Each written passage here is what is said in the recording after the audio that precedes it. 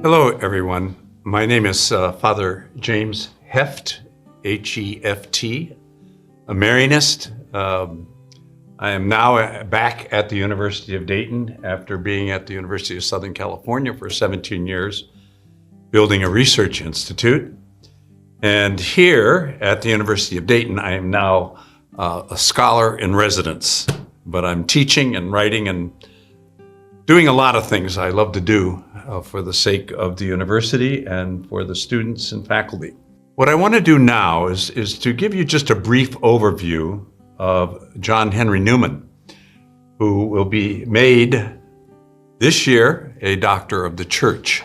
He's an absolutely extraordinary individual that caught my imagination when I was an undergraduate, long before many of you were born. That is, I was an undergraduate here at the University of Dayton during 1962 and 1965. Those are exactly the years that Vatican II was meeting. So it was a very exciting time to be a student in college. Newman, British, born in 1801, at the age of 15, had what he describes as a fundamental experience of conversion that rose up within him two convictions. One, that he existed, and two, that God existed. Now think about that. I exist and God exists. What does that mean? At the age of 24, he had gone to Oxford. He became an Anglican priest. At the age of 44, he became a Catholic. At the age of 46, after a year studying in Rome, he was ordained a Catholic priest. At the age of 78, he was made a cardinal of the Catholic Church by Leo XIII. And at the age of 89, he died.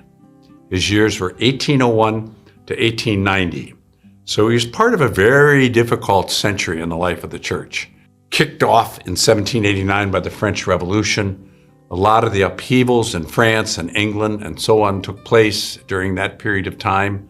So he had a period of time within which he existed. Everyone does, but if you can name the time that you're in, you might have some sense, if you have a sense of God and your sense of yourself, what role you might take. I'm going to introduce you to something about Newman's life and his writings. So let me mention first, if you would like a kind of introduction to Newman, I would highly recommend a book by a friend of mine, Roderick. It's called Newman 101. Strange is British, and he has been a student of Newman also almost all of his life. It's a very nice introduction and gives you a sense, but this was written before he was actually even canonized. That took place in 2019, I think it was. Yes, he was canonized in 2019. Newman was convinced he would never be canonized. Not so much because he was a great sinner, but as he said, because he had written too much. And in fact, he not only wrote a lot of books, but he had written a large amount of correspondence with people.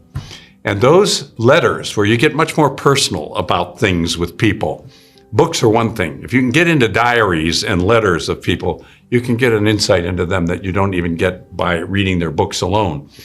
But there are 23 volumes of his letters that are published now. 23 volumes. I mean, this was before a copy machine. So somehow, someone had to write a copy of the letter that he was going to send by mail to whomever he was corresponding with. So that's a quick overview of his life. If you want to read a more extensive biography, one of his great scholars who looked at him is a Catholic priest by the name of Ian Kerr, K-E-R. You can see it's a doorstopper, the thickness of it, but it is a biography of John Henry Newman. And what's good about it, he not only tells some things about his life and so on, but he also quotes him freely in the book. So you get an introduction to his writings too. So this is by Roderick Strange, a kind of quick overview. This is a more extensive read, but if you want to sit down, it's well written and it's well recognized. Among the things that Newman underwent during his life was his conversion. And conversion stories are really fascinating. I've always been fascinated with them. And he started out, as we know, I've mentioned, as an Anglican. Well, he was actually an evangelical as a kid growing up. So evangelical meant a real strong emphasis on the Bible and Jesus Christ. You move into the Anglican Communion at the time, the Church of England, and it's a different kind of Christianity, a little different form of it. He started out taking the view that Anglicanism carved a middle way. It was more balanced than Protestantism, which made the mistake of relying on the Bible alone. The Bible is not a book, it's a bunch of books. And as a consequence, they're written for over 1,000 years apart. To expect them to agree systematically and so on and so forth is really, it would be like having a bunch of laws in the United States, but no court system, no Supreme Court. How are you ever going to decide differences in opinions and arguments? So he thought Protestantism was destined for what actually he saw and has continued to take place, and that is multiple divisions, different groups, split, so on and so forth. On the other hand, he looked at Rome as excessive. It was excess in overly pronouncing doctrines, dogmas, all these kinds of things, overly centralized authority, this sort of thing. But then, as a young scholar looking at the early church, he had the first major doubt about Anglicanism as the middle way. What was the doubt? Well, he was studying Arianism. What is Arianism? Arianism is a heresy that says, picture God, picture humanity. And the Arians would say, well, Jesus is certainly more than just human. He's really something, but he's not quite God, all right? So he's neither just human or neither God, but he's really special, so on. And at the period that he studied, in the 2nd and 3rd, even into the 4th century, even into the 5th century, after the Council of Nicaea in 325, which said that Jesus is of the same substance of the Father. In other words, he is God.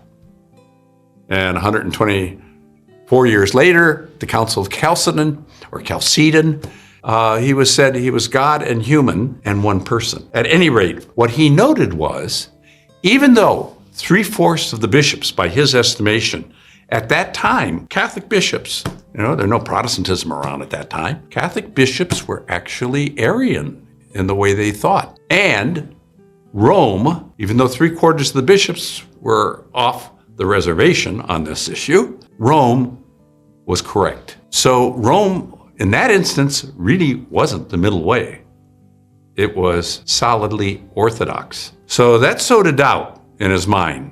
And that was in already the late 1830s. Remember, he's born in 1801, so he's an Anglican priest, very popular preacher, teacher, worked with students and so on at Oxford. The second set of doubts happened in 1841. The first one was when the Anglican Church decided to join with Calvinists and Lutherans in a rotating kind of ministry in Jerusalem where a Protestant bishop would be in charge. And this hit him like a ton of bricks, saying, well, if earlier he could see that Rome was the center, here they were equating what his church was with Protestants, Lutheranism and even Calvinism. And that really shook him up.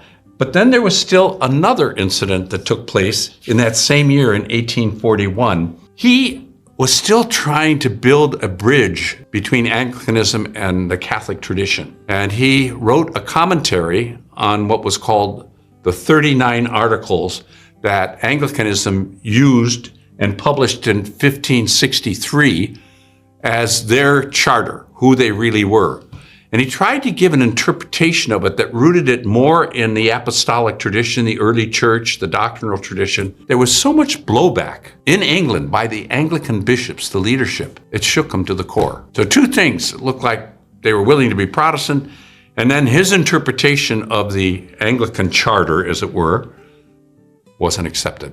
So it was only a matter of time He had to leave his beloved Oxford. It was very hard for him to do. He preached a sermon in 1843 called The Parting of Friends.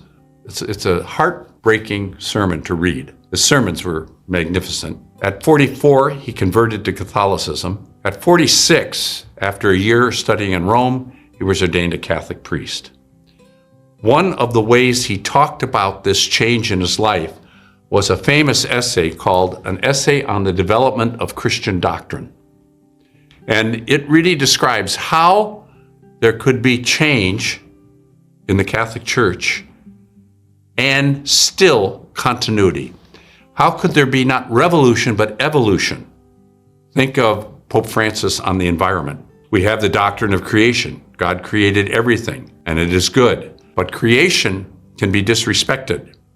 We are not landlords, we're tenants, and we need to take care of what has been given to us, not just for ourselves, but for coming generations.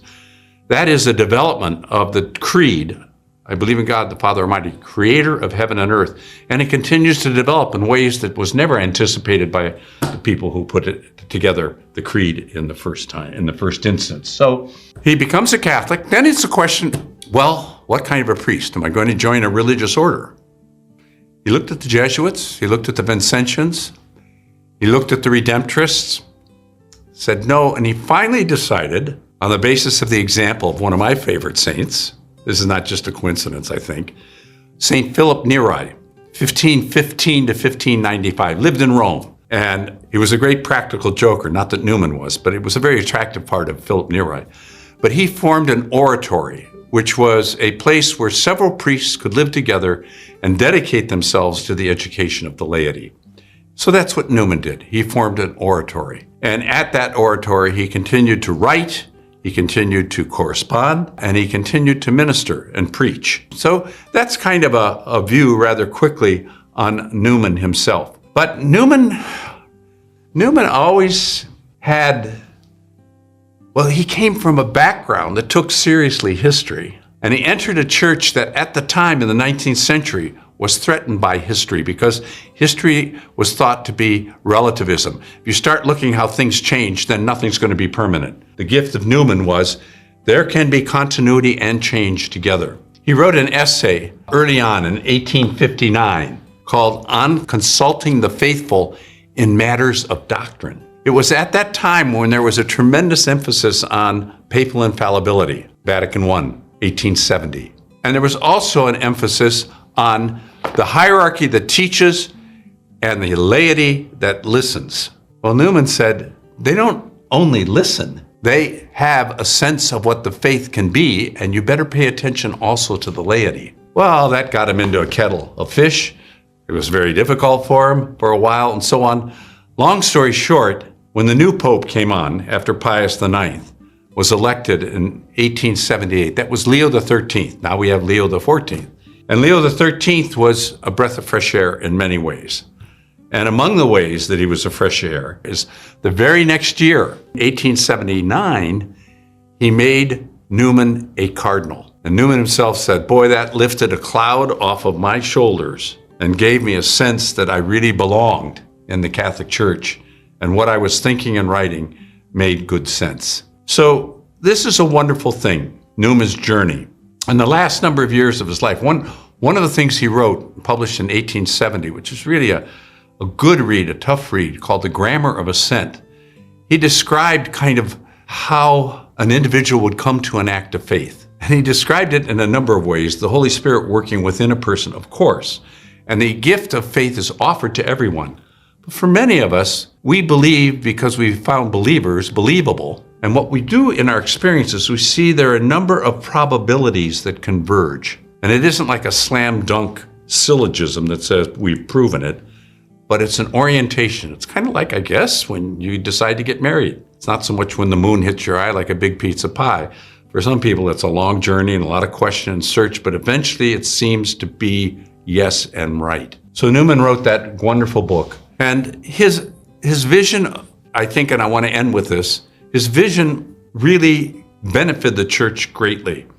And he thought of three dimensions of the life of the church. The bishops themselves, which have a responsibility for officially determining the teaching of the church after consulting the faithful. Second, the scholars and the academics who hammer out questions, raise questions.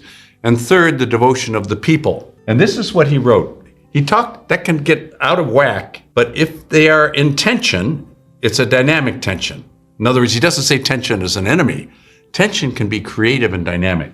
So he was a master of prose too, Newman. He also wrote poetry and a couple novels. But here's a succinct paragraph from one of his writings. The church is a philosophy, a political power, and a religious rite. As a religion, it is holy. As a philosophy, it is apostolic. As a political power, it is imperial, that is, one and Catholic. As a religion, its special center of action is the pastor and the flock. As philosophy, the schools. As a rule, papacy and its curia, the administrators. And they have to be in dynamic conversation. If one tries to rule academics, it gets out of whack. If the people by themselves try to rule, they can get sometimes superstitious and not sufficiently informed. And as a hierarchy, if they acquire too much power, they rule over everybody else. But a tremendous dynamic relationship. Newman saw things that led to Vatican II. And if anything, I would say the Second Vatican Council was Newman's council.